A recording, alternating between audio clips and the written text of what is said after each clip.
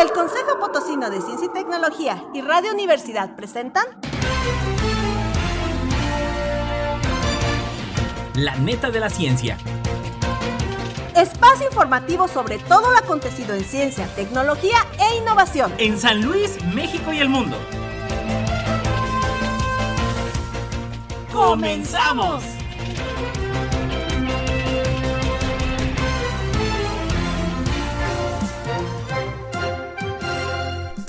¿Qué tal? ¿Cómo le van? Bienvenidos a La Neta de la Ciencia. Bueno, ya entrados en el mes de agosto y bueno, el año 2023 va corriendo. Ya lo sabes, sigan nuestra transmisión a través de Twitter, Instagram y YouTube en @Coposit y en Facebook como Consejo Potosino de Ciencia y Tecnología. Como siempre, agradeciendo que nos permitan llegar a través de los distintos dispositivos móviles y bueno, a través de la radio en el 88.5 de FM, 1190 de AM y en La Neta de la Ciencia a través del Spotify de Radio y Televisión Universitaria. Vámonos con los titulares. Titulares.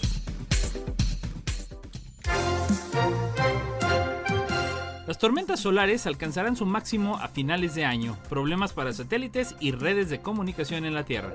Bioconcreto, el concreto que se autorrepara. El anillo de un planeta enano cuestiona una teoría vigente desde 1850. El dragón amarillo, enfermedad que está acabando con los cítricos. ¿Qué hacer para evitarlo? La NASA reconoció a un astrónomo argentino por un importante descubrimiento en el espacio. Los relojes circadianos del músculo y el hígado controlan el metabolismo de la glucosa. La tecnología espacial brinda nuevas oportunidades a los pequeños productores de alimentos. Pfizer abandona el desarrollo de una píldora experimental contra la obesidad y la diabetes. El Ejército del Aire constituirá el mando espacial después del verano. Crean el primer microlaboratorio que viene a revolucionar el diagnóstico por ADN. La NASA excavará en la Luna en 2032. Una nueva herramienta para diagnosticar el cáncer combina detalles estructurales con información molecular del tumor. Francia, Alemania y Japón firman acuerdo para enviar un vehículo lunar marciano. Universidades crean red para alcanzar los objetivos de desarrollo sustentable de la ONU. Lego hace equipo con la NASA para crear sets de rover Perseverance y el helicóptero Ingenuity. Un gel biodegradable, prometedor para la regeneración del cartílago. Un mapa del universo más preciso y en 3D. Esta es la misión del telescopio Euclid. México es el país de Latinoamérica con más nómadas digitales. África une fuerzas para poder emanciparse en el espacio. Asocian la presencia de mercurio y arsénico a la infertilidad en mujeres sometidas a fecundación in vitro. Un estudio explica por qué la gente cree en teorías de la conspiración. Noticias internacionales. Un estudio explica por qué la gente cree en teorías de la conspiración. Por Europa Press. Las personas pueden ser propensas a creer en teorías conspirativas debido a una combinación de rasgos de personalidad y motivaciones, como confiar mucho en su intuición, tener un sentimiento de antagonismo y superioridad hacia los demás y percibir amenazas en su entorno, según una investigación publicada en línea en la revista Psychological Bulletin por la Asociación Americana de Psicología. Según la autora principal, Shauna Bowes, estudiante de doctorado en psicología clínica de la Universidad de Emory en Estados Unidos, los resultados del estudio ofrecen una imagen matizada de lo que mueve a los teóricos de la conspiración. Para ello, los investigadores analizaron datos de 170 estudios con más de 158,000 participantes, principalmente de Estados Unidos, Reino Unido y Polonia. Se centraron en los estudios que medían las motivaciones de los participantes o los rasgos de personalidad asociados al pensamiento conspirativo. Descubrieron que, en general, las personas estaban motivadas para creer en las teorías conspirativas por la necesidad de comprender y sentirse seguras en su entorno, y por la necesidad de sentir que la comunidad con la que se identifican es superior a la de los demás. Las tormentas solares alcanzarán su máximo a finales de año. Problemas para satélites y redes de comunicación en la Tierra. Por Computer Hoy. El ciclo solar de 11 años está acortándose de manera inusual. Podría traducirse en tormentas solares que afectarán los satélites en órbita y red de comunicaciones en la Tierra a final del año. La actividad solar podría alcanzar su máximo 2 años antes de lo previsto, lo que plantea preocupaciones sobre posibles apagones de radio a finales de este año. Según los expertos, el Sol está experimentando un aumento inesperado en su actividad, lo que se traduciría en tormentas solares que podrían afectar a satélites y redes eléctricas y de comunicación. Lo sorprendente es la rapidez con la que alcanzará su máximo nivel de actividad. El ciclo es normalmente de 11 años. Según los expertos, debería suceder en 2025 y no será así. El comportamiento reciente del Sol sugiere que este máximo llegará antes de lo esperado, posiblemente a finales de este año, según recoge Life Science. Este aumento máximo de actividad solar plantea una amenaza para la Tierra, ya que en este momento el campo magnético del Sol se debilita significativamente. Este campo actúa como un escudo, limitando la radiación solar y reduciendo el riesgo de fenómenos dañinos como las erupciones solares. Las erupciones se podrían traducir en posibles tormentas solares en las que se liberan partículas de alta energía al espacio. Si estas partículas impactan en la Tierra, podría causar interrupciones en las comunicaciones y en la red eléctrica, así como daños en sistemas de navegación y satélites. La temperatura en la atmósfera puede variar entre los 1000 grados centígrados y los 1500 grados centígrados dependiendo de la actividad solar. Actualmente la temperatura de esta capa ha alcanzado récords según datos de Meteorred, a causa de las propias tormentas solares. La Agencia Espacial Estadounidense mide la temperatura de la atmósfera a través de la radiación concentrada en ella y evalúa el índice climático de termósfera, el TCI. Desde marzo, el TCI ha mostrado valores más altos de lo habitual. Aunque las altas temperaturas en la termósfera no representan un peligro directo para la vida en la Tierra, podrían tener consecuencias en la tecnología, especialmente en los satélites en órbita terrestre. La expansión de la termósfera debido al calentamiento puede afectar la resistencia aerodinámica de los satélites, aumentando el riesgo de colisiones o alterando sus órbitas. En esta neta de arquitectura, la Universidad Tecnológica de Delft, en los Países Bajos, trabaja en un cemento experimental que al mezclarse con una bacteria, una simbiosis, ayuda a la reparación de las fisuras propias del concreto. Los expertos que llevan a cabo este experimento son Erik Schlang, experto en concreto, y el microbiólogo Henk Jonkers. Una característica del concreto común es que al paso del tiempo aparecerán en su superficie microgrietas. El nuevo tipo de concreto creado por estos puede repararse a sí mismo al cerrar las microgrietas y por lo tanto protegerse del ingreso de gases y líquidos nocivos que pueden afectar su durabilidad. Los agentes de curación de base biológica han mostrado resultados prometedores con respecto al rendimiento de sellado de grietas. Las microgrietas son una parte del proceso de endurecimiento y no causan directamente la pérdida de fuerza. Las fracturas, con una anchura de aproximadamente 0.2 milímetros, son permitidas bajo las normas utilizadas por la industria del concreto. Esta nueva forma de concreto utiliza microfibras en lugar de bits más gruesos de arena y grava que se utiliza en la mezcla del cemento tradicional. Las fibras permiten que el compuesto final se doble con una fracturación mínimo y si se produce la fractura, las grietas tienden a ser menos de 50 micras de ancho. Cuando se forman estas pequeñas grietas, el concreto fraguado absorbe la humedad del aire. Cuando se hace esto, el concreto en la grieta se vuelve más suave y finalmente crece hasta que la grieta se rellena. Al mismo tiempo, los iones de calcio dentro de la grieta absorben la humedad junto con el dióxido de carbono en el aire. Esta reacción forma un material de carbonato de calcio que es similar al material que se encuentra en las conchas marinas. Este rebrote y solidificación de carbonato de calcio renuevan la resistencia del concreto agrietado. Los investigadores señalan que con el tiempo, el agua junto con productos químicos agresivos en ella se introducen en estas grietas y corroen el concreto, por lo que se deben producir el agente de autosanación en grandes cantidades y que están empezando a hacer pruebas al aire libre, mirando a diferentes construcciones en diferentes tipos de concreto para ver si este concepto realmente funciona en la práctica. El principal reto es garantizar que el agente de curación sea lo suficientemente resistente para sobrevivir al proceso de mezcla. Pero para ello, dice el Dr. Jonkers, tenemos que aplicar un revestimiento a las partículas, lo cual es muy caro. Pues bueno, al respecto de esta neta, vamos con el comentario de la doctora Guadalupe Salazar González, investigadora de la Facultad del Hábitat de la Universidad Autónoma de San Luis Potosí.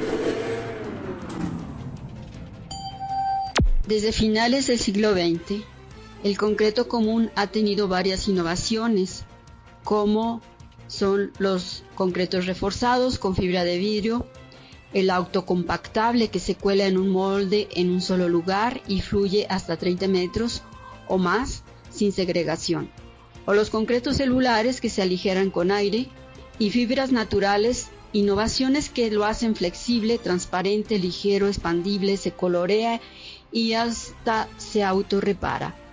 Aquí hablaremos de este último. Al concreto común suele parecerle microgrietas con el tiempo.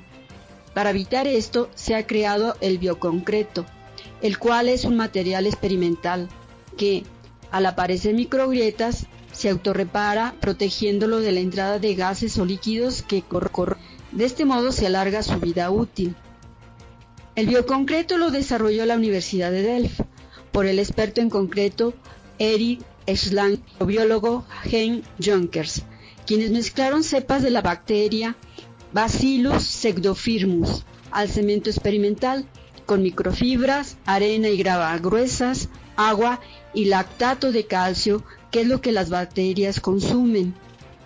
Por las microfibras, el concreto y los iones de calcio de la grieta absorben la humedad y el dióxido de carbono del aire, cuya reacción forma un carbonato de calcio o calcita, y así el concreto se vuelve suave, en cierto modo crece y se sella dichas grietas, recuperando la resistencia.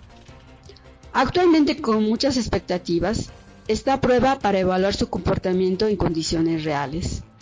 Esperemos que esto funcione para mejorar la condición y la dureza, la vida útil de los edificios. El anillo de un planeta enano cuestiona una teoría vigente desde 1850, por el ideal.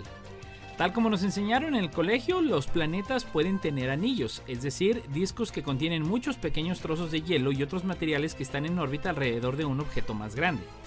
Hasta hace una década, estos planetas gigantes eran los únicos conocidos con anillos a su alrededor, pero más recientemente se observaron estos mismos discos alrededor de algunos cuerpos no planetarios en el sistema solar exterior, como Chariklo y Haumea.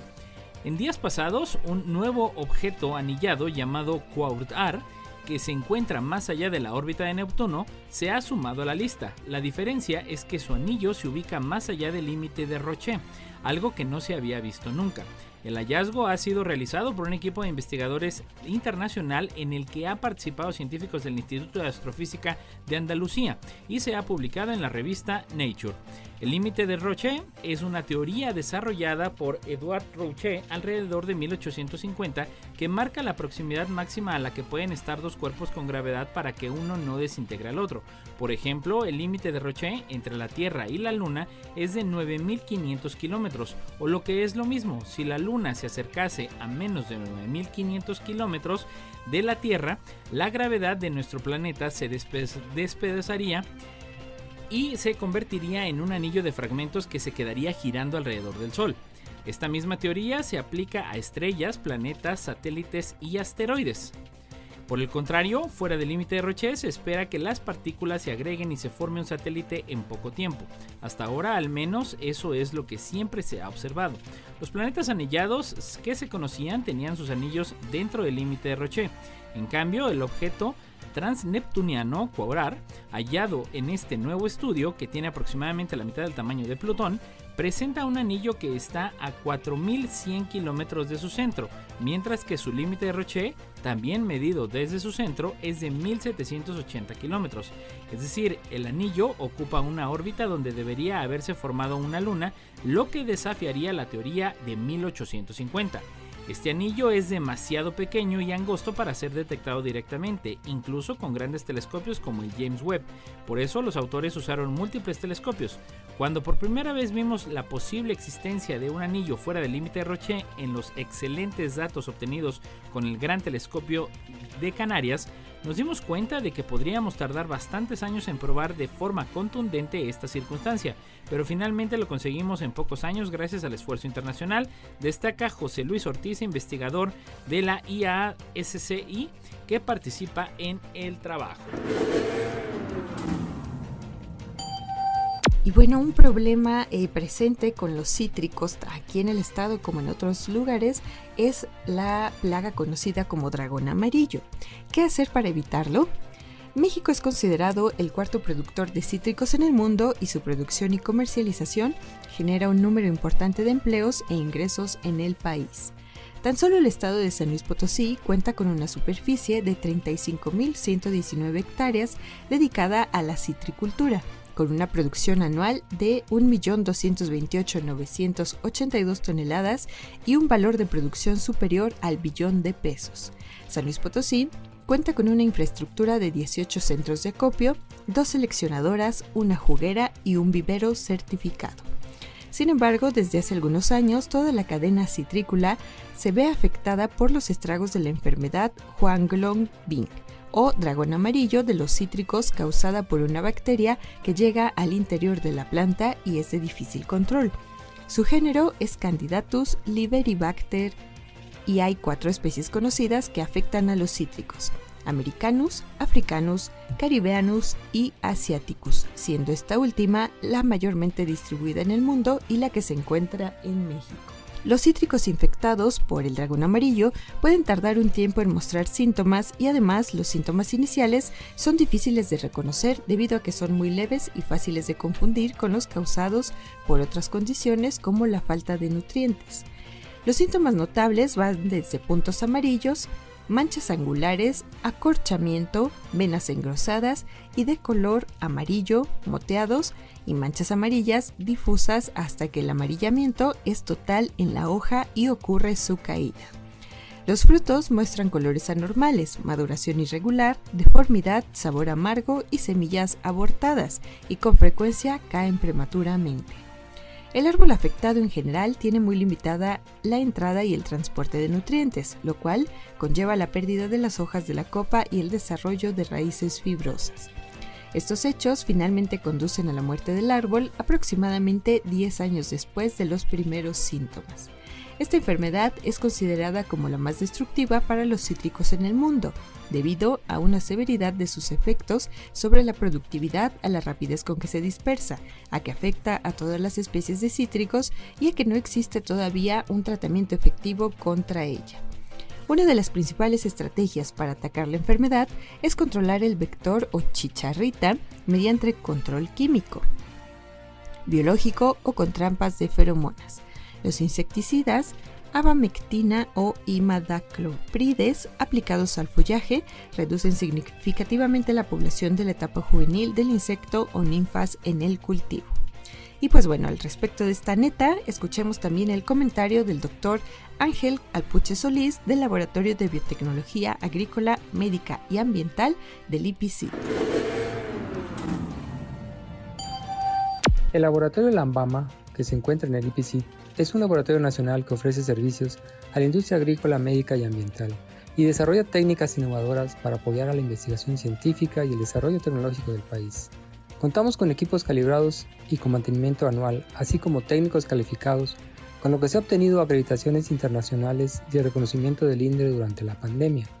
Los servicios más solicitados son la detección de patógenos de humanos y plantas, el análisis de secuencias de ADN, la detección de metales pesados, fluoruros y cloruros en agua y suelo.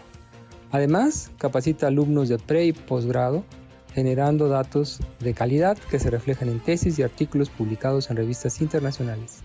Lambama divulga la ciencia y su impacto en la sociedad, para lo cual recibimos visitas guiadas de alumnos de todos los niveles educativos, así como público en general. Los invita a visitarnos Ángel Alpuche, coordinador del laboratorio. La NASA reconoció a un astrónomo argentino por un importante descubrimiento en el espacio, Pora 24. El astrónomo Denis Martínez, radicado en la localidad rionegrina de Las Grutas, fue reconocido por la NASA, luego de que descubriera un asteroide no identificado en el marco del proyecto de ciencia ciudadana International Astronomical Search Collaboration, o por sus siglas IASC, que impulsa esa agencia espacial.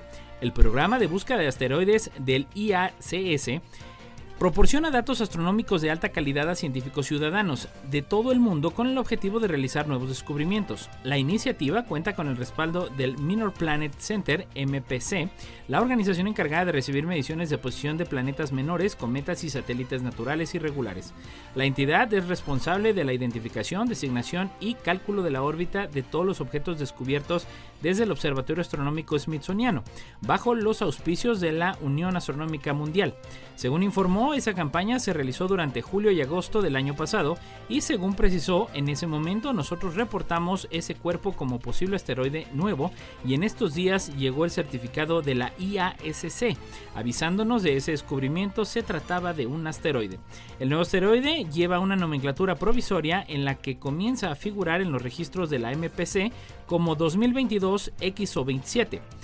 El astrónomo regionegrino dijo que en 2020 se instaló en las grutas, donde desarrolla y divulga el astroturismo, que incluye estos proyectos de participación ciudadana.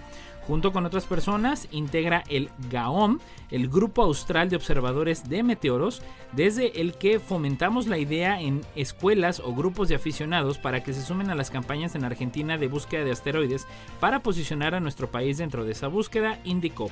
En ese sentido, informó que la Argentina tiene muy poquitos descubrimientos y con este nosotros sumamos uno más.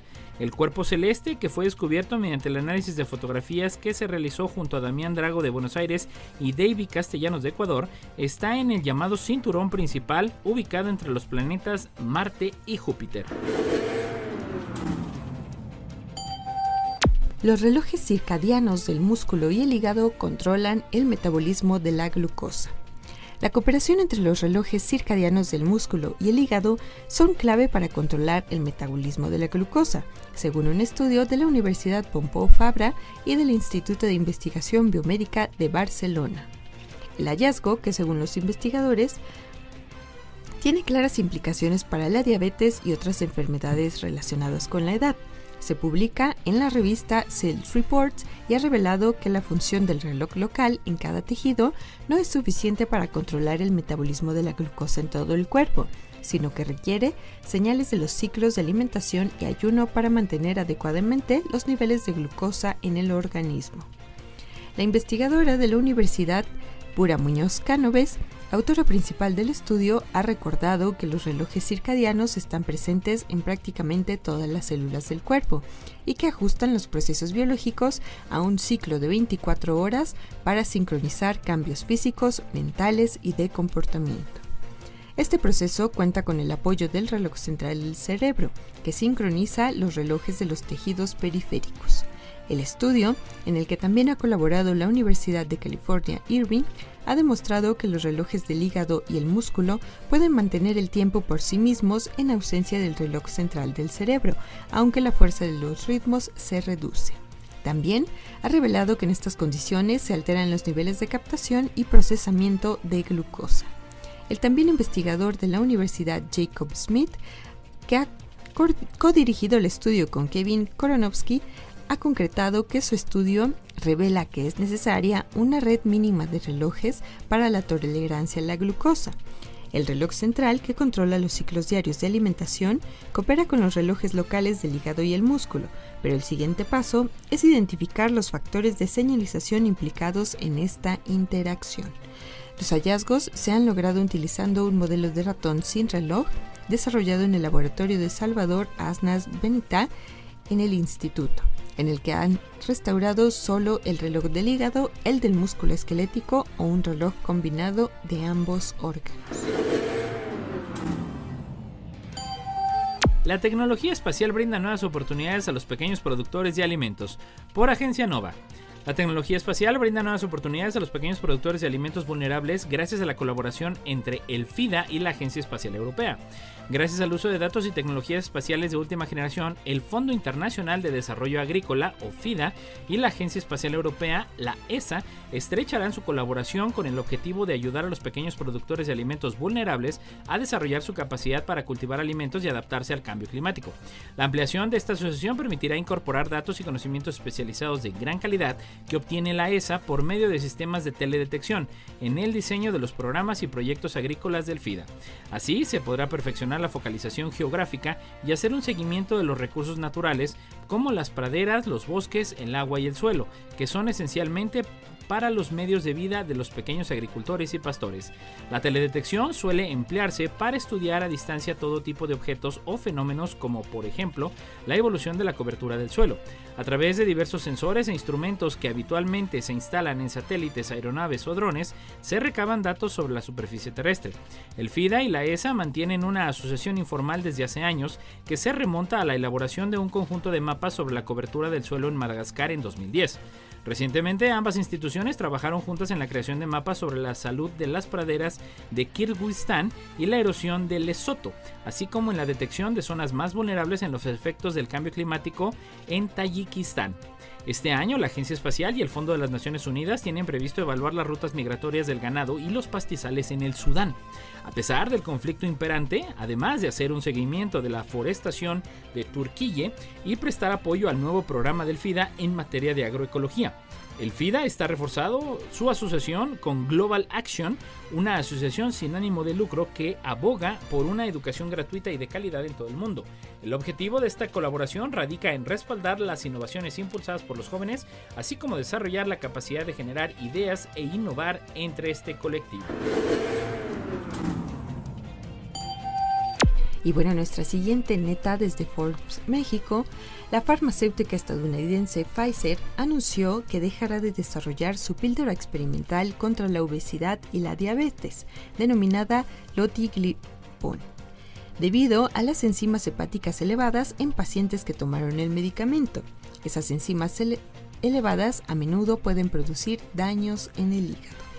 No obstante, el gigante farmacéutico dijo que ningún paciente experimentó síntomas o efectos secundarios relacionados con el hígado. No hubo evidencia de insuficiencia hepática y ninguno necesitó tratamiento. Tras el anuncio, las acciones de Pfizer caían casi un 5% una hora después de la apertura de Wall Street. Pfizer, con sede en Nueva York, dijo que en su lugar se centrará en su otro fármaco oral para la obesidad, el danuglipron, que se encuentra en ensayo clínico. Un estudio indicó que el peso corporal se redujo después de que los pacientes con diabetes tipo 2 tomaran versiones de danuglipron en dosis altas 2 veces al día durante 16 semanas, según los resultados publicados por Pfizer, y que los eventos adversos más comunes fueron náuseas, vómitos y diarrea. Este año ha crecido la popularidad de este tipo de medicamentos contra la diabetes para perder peso.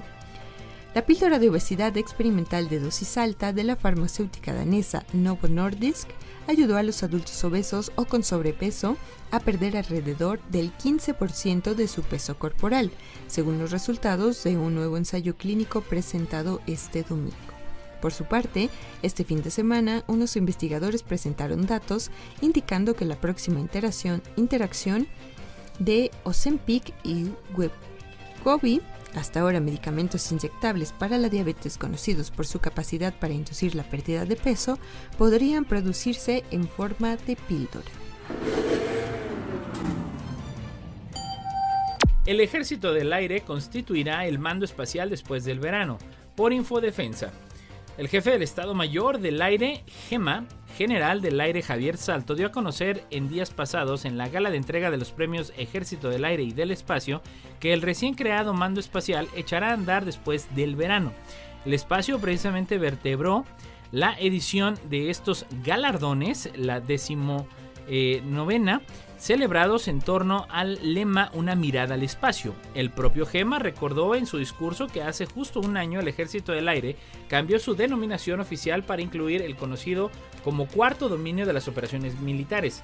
El general Salto, en el cargo, ya desde hace más de 5 años, destacó que el Ejército del Aire afronta el reto del espacio con ilusión y profesionalidad, y recordó la importancia de este dominio transversal a todos los demás y multiplicador de las operaciones, no solo en el ámbito civil, sino también en la vida privada de los ciudadanos y en el desarrollo de nuestro país. Dar seguridad y desde el espacio y tener presencia permitirá a España estar en el lugar donde le corresponde y dinamizar la industria aeroespacial, que es una de las principales tractoras del desarrollo tecnológico, resaltó el jefe del Ejército del Aire. Salto también hizo hincapié en el papel clave del espacio en la guerra en Ucrania en distintas áreas como las comunicaciones, el mando y control, la alerta temprana o la vigilancia, reconocimiento e inteligencia.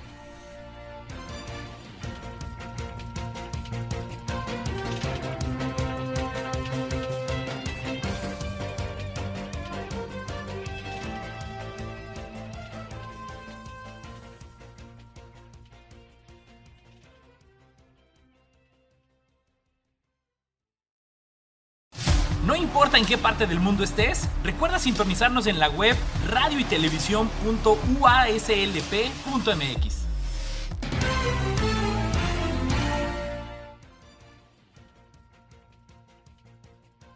La NASA excavará en la Luna en 2032, por El Economista. La NASA anunció que está buscando recursos en la Luna que inicialmente incluyen oxígeno y agua, que también podrían comprender hierro y tierras raras. Ante esta situación, confirmó que ya se están tomando medidas para excavar suelo lunar en 2032, lo que reconfirmó la intención de la NASA de que astronautas regresen a la Luna. La última vez que hubo astronautas en la Luna fue en 1972, cuando en el marco de la misión Apolo 17, Gene Cernan y Harrison Schmitt caminaron sobre el satélite natural. La Agencia Espacial de Estados Unidos planea llevar estadounidenses a la Luna, incluidas la primera mujer y la primera persona afroamericana para 2025, como parte de su misión Artemisa, hermana de la mitología griega del dios Apolo. El objetivo es aprender de la misión para facilitar un viaje a Marte, además de promover las oportunidades comerciales en el espacio. La agencia busca cuantificar los recursos potenciales, por ejemplo, la energía, el agua y el suelo lunar, como objetivo para atraer inversiones comerciales. Según la NASA, desarrollar el acceso a los recursos de la Luna será clave para reducir costos y promover una economía circular. Para fines de este mes, la NASA enviará una plataforma de perforación de prueba a la Luna y planea una excavación a mayor escala del suelo lunar o regolito y una planta piloto de procesamiento en 2032. Se espera que los primeros clientes sean compañías comerciales de cohetes que podrían usar los recursos de la Luna como combustible u oxígeno. A su vez, la Agencia Espacial Australiana está involucrada en el desarrollo de un rover semiautónomo que tomará muestras del regolito en una misión de la NASA a partir de 2026. Y en nuestra siguiente neta, una nueva herramienta para diagnosticar el cáncer combina detalles estructurales con información molecular del tumor. Los investigadores han desarrollado una nueva herramienta que funciona, como comentamos, los detalles estructurales con información molecular sobre los tumores, según anuncia en la revista Nature Cancer. La información detallada podría permitir a los patólogos identificar marcadores biológicos que permitan predecir mejor la evolución de los pacientes. El objetivo final es proporcionar a los médicos datos que mejoren el diagnóstico y el tratamiento del cáncer. Para diagnosticar, estadificar y evaluar el cáncer, los patólogos llevan más de un siglo recurriendo a la histología, es decir, al examen de células y tejidos al microscopio para identificar patrones reveladores. Ahora, un equipo dirigido por investigadores de la Facultad de Medicina de Harvard han desarrollado una nueva herramienta que promete mejorar la forma en que los patólogos ven y evalúan un tumor, proporcionando pistas detalladas sobre el cáncer. La herramienta, denominada Orión, combina la información histológica con la molecular y ofrece una visión más profunda del tipo de tumor, su comportamiento y su probable respuesta al tratamiento. Orión consiste en una potente plataforma de imagen digital que integra la información obtenida mediante la histología tradicional con los detalles revelados por la imagen molecular de una muestra tumoral. Los investigadores utilizaron Orión para analizar muestras tumorales de más de 70 pacientes con cáncer colorectal. La herramienta proporciona información histológica y molecular complementaria sobre cada muestra tumoral e identificó marcadores biológicos o biomarcadores, que eran más frecuentes en pacientes con enfermedad grave. Estos biomarcadores consistían en combinaciones específicas de características tumorales, normalmente basadas en el número y las propiedades de las células inmunitarias y otras células que predecían la evolución de los pacientes con cáncer colorectal. Francia, Alemania y Japón firman acuerdos para enviar un vehículo lunar marciano, por Futuro 360. Durante el Salón Internacional de Aeronáutica y el Espacio de París-Le Bourget, Las agencias espaciales de Alemania, Francia y Japón firmaron un acuerdo que permitirá la construcción y envío de un rover franco-alemán a bordo de la misión nipona Martin Moon Explorations, MMX, por sus siglas en inglés, para explorar una de las lunas de Marte. Estamos muy emocionados de colaborar con CNES y DLR como parte de la misión MMX, que se esfuerza por aclarar el origen de las lunas marcianas y el proceso evolutivo de la esfera marciana mediante la recolección de muestras de una de las 2 lunas de Marte, Phobos, para la primera vez en la historia del espacio, dijo el presidente de la Agencia Japonesa de la Exploración Aeroespacial JAXA, por sus siglas en inglés, Hiroshi Yamakawa. Marcando una diferencia de todas las misiones espaciales que buscan explorar Marte, la misión MMX busca descubrir los orígenes de una de las lunas marcianas, Phobos. Si bien han existido misiones hacia Phobos y Deimos, ningún intento ha tenido éxito. Esta misión busca encontrar respuestas sobre Phobos, ya que hoy en día existen 2 teorías principales sobre su origen. Es un conglomerado de escombros sobrantes de la formación de Marte, capturado por el paso de los asteroides, y Phobos fue creada por un cuerpo masivo que chocó con Marte en los primeros días del sistema solar. La idea es que MMX sea lanzada a mediados de la década del 2020 y sobrevuele al exterior de Deimos y entre en órbita cuasisatélite, la QSOE por sus siglas en inglés, alrededor de Phobos. El llamado rover IDEFIX es construido por el Centro Espacial Alemán y la agencia espacial francesa Centre National de las Ciencias Espaciales. IDEFIX pesa 25 kilos y posee ruedas diseñadas para excavar la superficie, lo que le permitirá rebotar en Phobos. Posee un sistema autónomo de navegación y funciona con energía solar. Las muestras que recolectará con su brazo robótico serán devueltas a la Tierra en un módulo de retorno espacial que llegará en julio de 2029.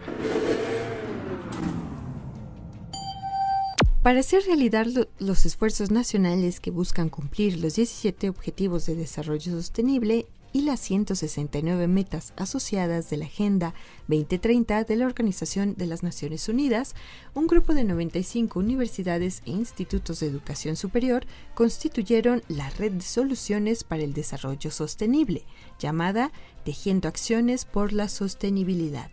Esta es una iniciativa que fomentará la colaboración entre academia, gobierno, empresas y sociedad para diseñar soluciones para el desarrollo sostenible. El grupo de instituciones mexicanas de educación superior e investigación que colabora en este esfuerzo es vasto y diverso. Solo como un ejemplo de los participantes, se puede mencionar a universidades públicas como la Universidad Nacional Autónoma de México, la Universidad Autónoma de Nuevo León, la de Guadalajara, de Sonora, la Universidad Popular de la Chontalpa y la Autónoma del Estado de México, entre muchas más. Hay también universidades privadas como el Tecnológico de Monterrey, la Ibero, la Anáhuac, la Salle y otras más. Hay también centros de investigación humanística, científica y tecnológica y de innovación como el CINVESTAF, el CIDE, el Instituto Mora y el CICESE.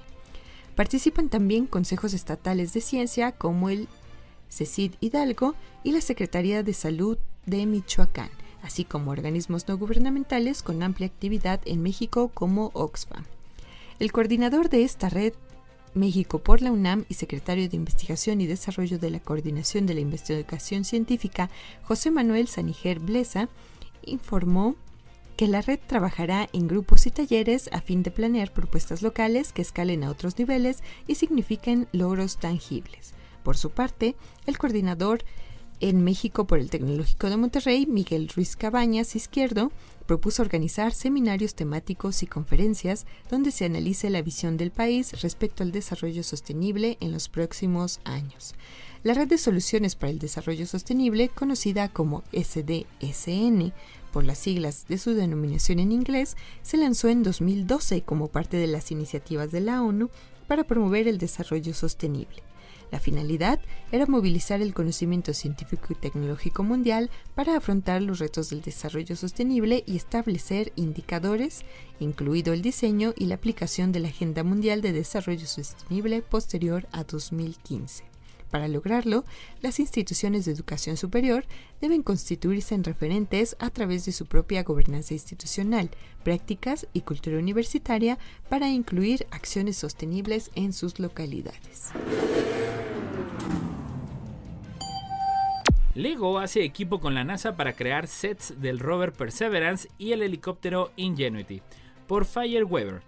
El Jet Propulsion Laboratory de la NASA, o la NASA JPL, ha hecho historia recientemente con todos los avances logrados gracias al vehículo de exploración o rover llamado Perseverance y a su helicóptero complementario Ingenuity.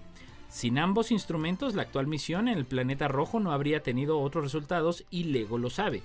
Ambas piezas actualmente se encuentran en el cráter G0 en Marte y continúan con sus labores de búsqueda de vida microbiana antigua en el planeta vecino.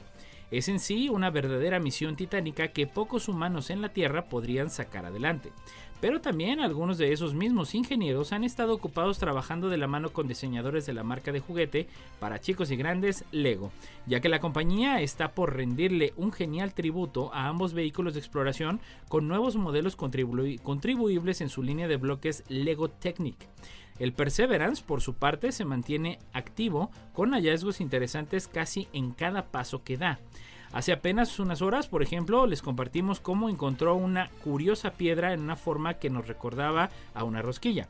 Sin embargo, también hay tiempo para la diversión y estos dos instrumentos están a punto de ser inmortalizados como sets de bloques. Para los detalles publicados y difundidos hasta ahora por parte de la propia agencia espacial, el set estará armado a una escala de 1/10 parte de los vehículos exploradores robóticos originales. Todo bajo la idea de no solo rendirles un merecido homenaje, sino también inspirar a la próxima generación de científicos e ingenieros de la NASA. Este esfuerzo en equipo reafirma ese distintivo compromiso continuo de la NASA de trabajar con el sector privado y el juguetero para compartir ideas y experiencia técnica a través del JPL, extendiendo así el legado de los proyectos de la agencia. El JPL soñamos en grande y superamos los límites mientras buscamos responder preguntas científicas impresionantes. Espero que este tipo de juguetes despierte el mismo espíritu de exploración en los niños, ese espíritu de exploración que nos distingue aquí en el JPL de la NASA. Un gel biodegradable prometedor para la regeneración del cartílago. Los investigadores han creado un gel que combina rigidez y dureza, que constituye un paso adelante en el intento de crear implantes biodegradables para lesiones articulares, según publica en la revista Nature. Imitar el cartílago articular, que se encuentra en las articulaciones de la rodilla y la cadera, es todo un reto. Este cartílago es clave para el movimiento suave de las articulaciones y su daño puede causar dolor, reducir la función y provocar artritis. Una posible solución es implantar andamios artificiales hechos de proteínas que ayuden al cartílago a regenerarse a medida que el andamio se biodegrada. La capacidad de regeneración del cartílago depende de la capacidad del andamiaje para imitar las propiedades biológicas del cartílago, y hasta la fecha, los investigadores se han esforzado por combinar las propiedades aparentemente incompatibles de rigidez y dureza. Ahora, un nuevo estudio de científicos canadienses y chinos describen un método para combinar estas propiedades en un gel biodegradable. El cartílago es complicado, afirma el Dr. Hock Bin Lee, autor principal y profesor del Departamento de Química de la Universidad de Columbia Británica en Canadá. La reparación del cartílago articular representa un importante reto médico, porque naturalmente no se repara solo. Los implantes de cartílago biodegradables deben alcanzar un delicado equilibrio, ya que deben ser a la vez rígidos y resistentes como el cartílago real. Mecánicamente, cuando algo es rígido, se resiste a ser doblado o deformado, pero eso suele significar que es quebradizo. Cuando se dobla, se rompe como el cristal. Un mapa del universo más preciso y en 3D. Esta es la misión del telescopio Euclid, por el Confidencial. En días pasados, el telescopio espacial Euclid fue lanzado a partir de las 16:30 horas de la tarde desde Cabo Cañaveral en Florida. Aunque el lanzamiento se fue desde Estados Unidos, se trata de un proyecto liderado por la Agencia Espacial Europea, o ESA, en colaboración con Estados Unidos, Japón y Canadá. 14 países europeos participan en esta ambiciosa iniciativa, entre ellos España. Una de las antenas a las que se enviará diariamente sus datos el Euclid cuando esté en órbita se encuentra en Cebreros o Ávila, y una vez recogidos serán archivados en la sede de la ESA en Madrid. La misión del telescopio Euclid Tendrá una duración estimada de 6 años, durante los que se espera que observe más de 1.000 millones de galaxias a una distancia de hasta 10.000 millones de años luz. El objetivo es crear el mapa 3D más preciso y completo del universo que se haya realizado hasta ahora, lo cual nos ayudará a comprender mucho mejor el espacio y las galaxias que nos rodean, a contemplar con precisión numerosos rincones y sistemas que aún desconocemos y a entender mejor cómo se expande el universo. Si quieres vivir en directo el emocionante momento de lo que fue el lanzamiento, se tiene nada más que checar en el canal de YouTube de la Agencia Espacial Europea y de ahí revisar todo este gran fenómeno. El lanzamiento del Euclid se produjo utilizando un cohete Falcon 9 de SpaceX. En caso de que si hubiera habido algún error o problema, se tenía prevista una segunda oportunidad para el día siguiente. La tecnología de Euclid es muy avanzada y está preparada para analizar la forma, posición y movimiento de todas esas galaxias que va a observar. Una de las grandes claves consiste en mejorar con esos datos el entendimiento de la energía y la materia oscura, que es lo que según las teorías científicas explica la expansión del universo. Se cree que la materia oscura está presente en todas partes del universo y que su presión gradual es lo que provoca la aceleración de la expansión de él mismo. El mapa 3D que producirá el telescopio Euclid puede resultar fundamental para dar nuevos pasos a estas teorías y analizar mucho mejor en qué medida se expande el universo y de qué manera lo hace. Y también desde Forbes México. México es el país de Latinoamérica con más nómadas digitales y el segundo del continente, solo detrás de Estados Unidos, reveló este lunes un análisis de la firma Restart, especializada en proveer tecnología de computación.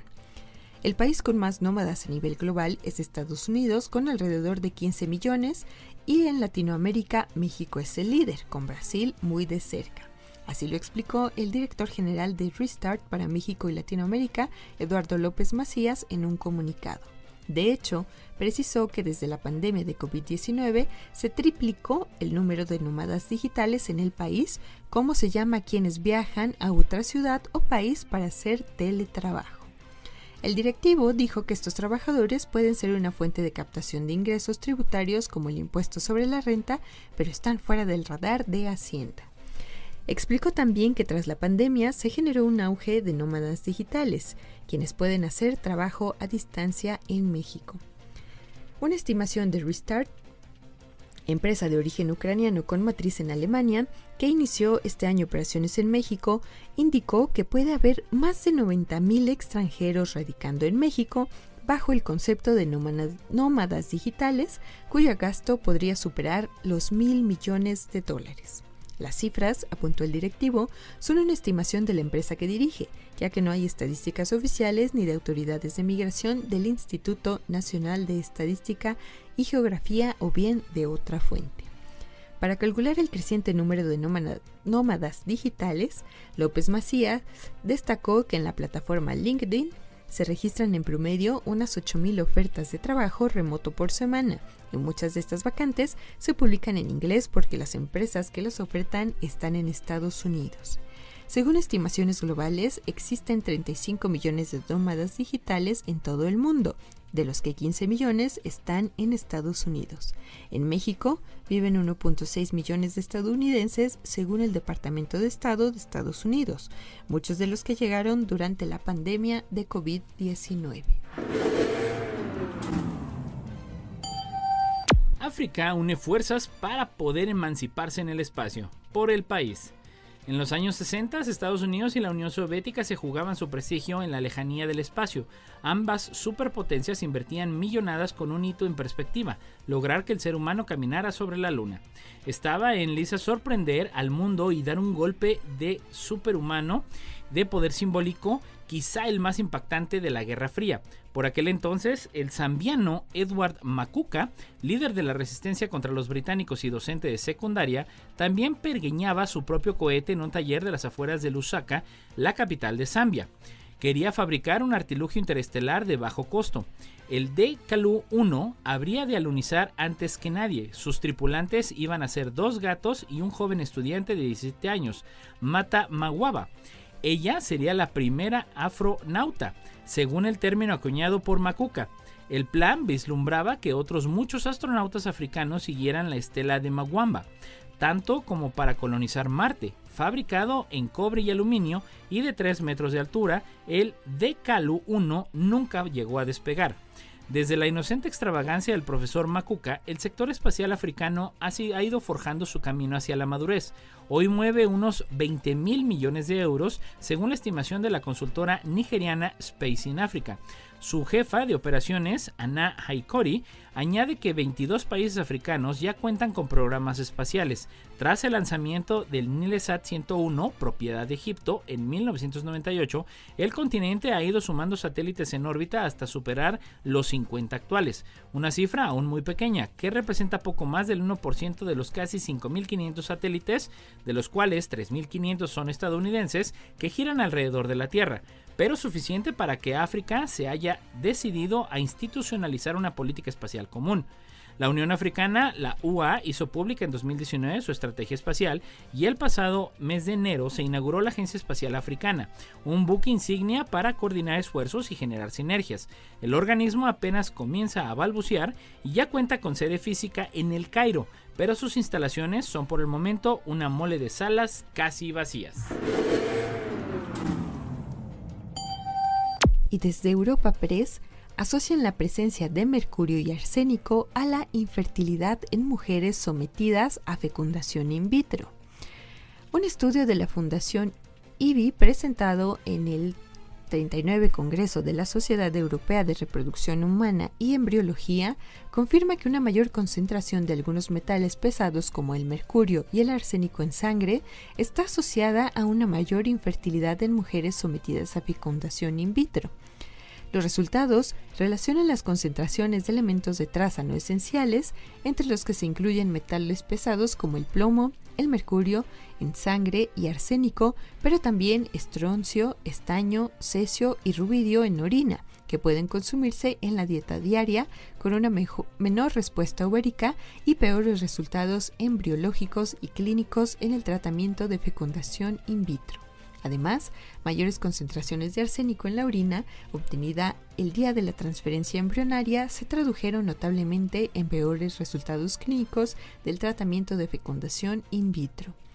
Para llegar a esta conclusión, se analizó la presencia de estas trazas en líquido folicular, plasma y orina obtenidos el día de la punción ovárica, así como en la orina obtenida el día de la transferencia embrionaria. El telescopio Webb detecta por primera vez una molécula importante para crear otras más complejas, por Europa Press. Un equipo internacional de científicos ha utilizado los datos recogidos por el telescopio espacial James Webb de la NASA, la ESA y la CSA para detectar por primera vez una molécula de carbono conocida como catión metileno o CH3+, localizada en el disco de formación planetaria protoplanetario que rodea a una estrella joven, según un estudio realizado por un equipo con participación española. El catión metileno es considerado especialmente importante al tener la propiedad de reaccionar con una amplia gama de moléculas e iniciar así el crecimiento de otras más complejas, y esta es la primera vez que se detecta desde que se teorizó sobre su papel vital en la química interestelar del carbono en los años 70. En concreto, se ha localizado en el disco planetario D203-506, situado a unos 1350 años luz en la nebulosa de Orión. Se trata de una pequeña estrella enana roja con una masa de solo 1/10 parte de la del Sol, que es bombardeada por una fuerte radiación ultravioleta, según se ha detallado en un comunicado en la página web del Telescopio Espacial Webb. De este modo, el estudio predice que la presencia de CH3+ está relacionada con la radiación ultravioleta, que proporciona la fuente de energía necesaria para que se forme el CH3+. El periodo de radiación ultravioleta experimentado por ciertos discos parece tener un profundo impacto en su química, pues, por ejemplo, las observaciones del Webb de discos protoplanetarios impactó en su química y que no están sometidos a una intensa radiación ultravioleta procedente de una fuente cercana muestran que una abundancia de agua en contraste con D203-506, donde el equipo no pudo detectar agua en absoluto. Y bueno, casi para despedirnos de las netas del día de hoy, una nueva técnica da lugar a estructuras que se asemejan a embriones humanos. un grupo de investigación creó una nueva técnica que da lugar a estructuras que se asemejan a estos embriones humanos en los días 9 a 14 tras la fecundación, los cuales no pueden desarrollarse a la fase fetal y que ofrecen oportunidades para estudiar etapas no exploradas del desarrollo humano.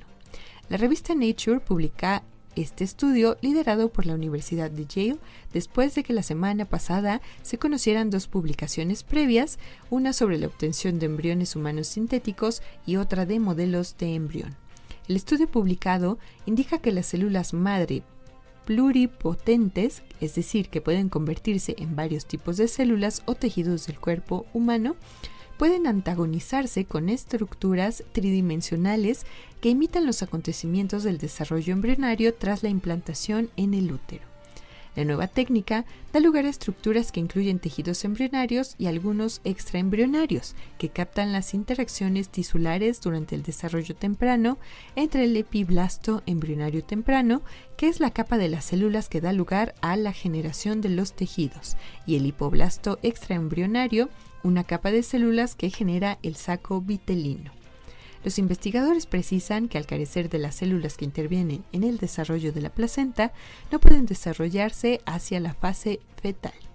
El equipo, encabezado por Monique Pedrosa de la Universidad de Yale, recuerda en su estudio que investigar el desarrollo humano es un importante reto científico debido a las limitaciones técnicas y éticas que supone trabajar con muestras embrionarias. La estrategia desarrollada por ellos constituye un método experimental sólido para investigar múltiples características críticas y específicas del desarrollo humano, escriben los autores. Esto fue